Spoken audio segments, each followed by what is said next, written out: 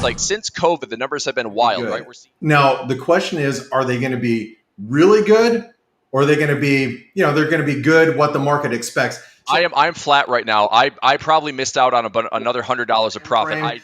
But what happens if the market has to start talking about that or thinking about that even earlier? Then I would not be surprised if we see 1 million plus jobs printed. But what I keep thinking of is we lost 20 million jobs last year. Chris, he relies a lot on his robots and his, So did you oil them up this morning, Chris? Because it sounds like you're all over the place right now. They're ready to go, man. They're ready to go. Well, hi, everyone. Welcome to the Trading Battle sponsored by ACAP. Can you tell me what you're thinking about for the number and the trades that you're looking at? Thanks, Kathy, and thanks for being here. Looking forward to being in the trading battle today with Blake. So numbers-wise today, we have what looks to be a pretty ridiculous number. We're seeing, a lot of things circulating of 1 million plus, 990s forecasted on Forex Factory. Average earnings, I think what's going to be potentially the thing to play in the background would be, is it all positive? Do we have huge job number with better unemployment and positive earnings, or is something going to slip? We started this conversation, and we're going to carry it over into this, but does this actually mean that, tapering becomes the secret word? Changing policy becomes the new thing. So I think technically speaking, I'm looking for dollar strength. I'm looking for stocks to start to retreat. I'm looking for some risk off tone. And I wonder if this is kind of the push that we get to kind of finalize those tops and bottoms. So I would not be surprised if we see 1 million plus jobs printed. But what I keep thinking of is we lost 20 million jobs last year. And so we're on the recovery, but we're still getting back to even. So even if we printed 1 million jobs, it's really not the whole picture of like everything is great, the economy is booming. But anyway, it's going to be interesting. The numbers have been so far off, like since COVID, the numbers have been wild. Chris, he relies a lot on his robots and his, So did you oil them up this morning, Chris? Because it sounds like you're all over the place right now. They're ready to go, man. They're ready to go. Well, Blake, what are your thoughts on NFPs? What do you think are potential scenarios for the different numbers that come out? Well, thanks for having me here. And Chris, nice to be head-to-head with you today. As far as non-farm payrolls go, the whole market's looking for a strong number. And, if you look at all the estimates, they range from 800-some thousand all the way up to about 2 million. I think Jeffries said 2 million. And I think the jobs numbers are going to be good. Now, the question is, are they going to be really good, or are they going to be, they're going to be good what the market expects? But what happens if the market has to start talking about that or thinking about that even earlier?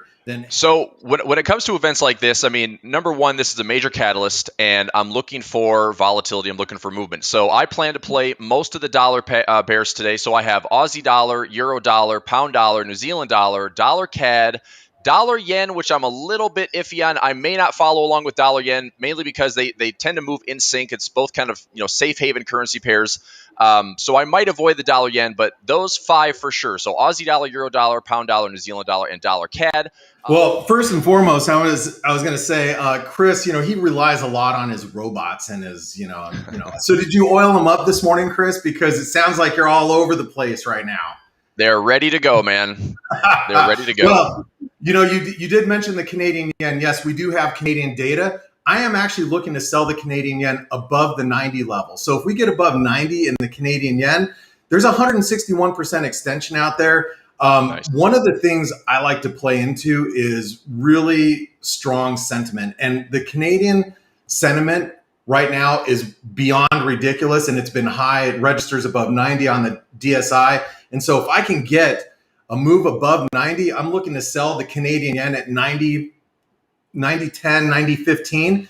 I like the dollar CAD a ton. So I'll give Blake the CAD yen. He can have the CAD yen, even though I'm personally in it myself. But dollar CAD, I'm going to give the dollar CAD room from current price down to 1.20. And so I'm looking at essentially 50 pip levels. So let's say that we have, and here's the tough part, it's dollar news and CAD news. Well, Chris, thanks for giving me the Canadian yen, but I'm just going to take that one from you. You can anyway. take it. I'm going to take it. I'm going to take it. That's how it's going to happen. That's how it's going down today.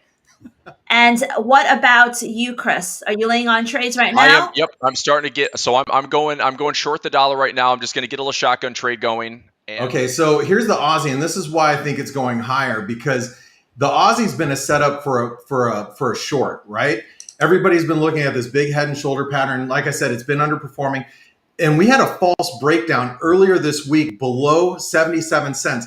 The double bottom actually extends to 1835. We're pretty much there. Cable's going to break out above triangle resistance. Cable's going to play a little catch up right now.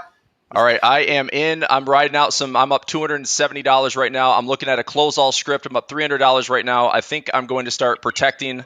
So when you're talking about gold, first of all, let's just all acknowledge the fact that we have reached the double bottom completion. So a breakdown below 154.75 is going to be very bearish for the pair. This cable, this is a triangle breakout, and let's not forget that the pound is above a multi-decade trend line. I'm flat right now. I probably missed out on another $100 of profit. I wanted to chase the EuroCAD and PoundCAD a little bit, but I'm looking at these right here. If you can see my screen, so this is EuroCAD, and this thing shot up 94 pips with in about 10 minutes. Committed to it, and I'm pretty committed technically to oil dropping, which will help favor that dollar CAD push. But really easy run. Aussie dollar, Euro dollar, pound dollar, New Zealand dollar. Those all played out pretty nicely from scalps. But here's what I think: the higher time frames I go to, the better this looks for major support and the dollar to get its groove back. I still love the idea that we have this high, this cluster of highs, and a yearly pivot on the dollar. So we have to declare Chris as the tentative winner because his trades are closed and he's got more profits. But we're going to leave this open and update our viewers because Blake had one trade. It's still in profit and it could very well hit the target during the New York session.